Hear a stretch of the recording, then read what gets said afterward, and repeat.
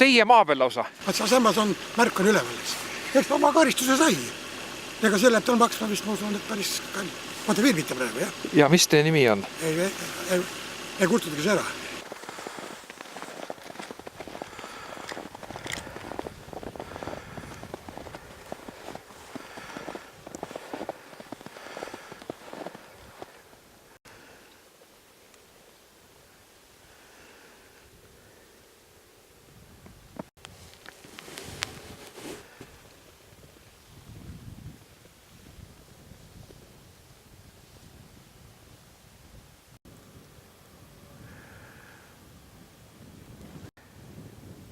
Ei, ma lihtsalt selle põhimõtte pärast, et see...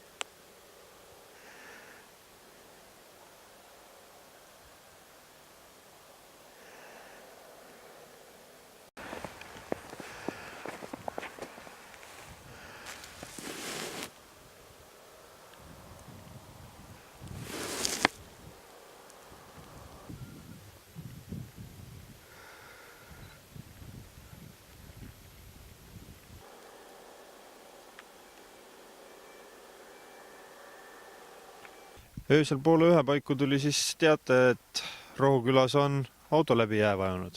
Koha peale minnes selgus, et auto on kaldast umbes 100 meetri kaugusel läbi jää vajunud. Õnneks on seal vesi madal, et päris jää alla auto ei läinud. Otseselt keegi abi ei vajanud, et see, kes autoroolis oli, sai oma jõududega välja ja kutsus endale ise abi. Nüüd mõned manitsussõnad või õpetussõnad, kuidas jääle sõita ja kuidas seal käituda? No, esimene soovitus on ikkagi see, et ärge ronige jääle, kui teil sinna väga asja ei ole ja kasutage ametlikke jääteid, mida hetkel on Eestis küll ainult üks. Ja kui te mõnel muul veekogul sõita tahate, siis kindlasti peaks olema maaomaniku luba selleks. Sel juhul oligi kohal ka maaomanik, kui me seal kaameraga olime, oli kuri selle peale, et tema silt ei peeta millekski.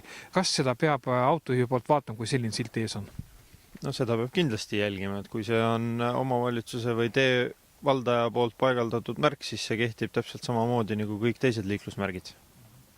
Ja palun tutvusta ennast. Tarmo Tomson, Haapsalu politseijaoskonna patrullitalituse juht.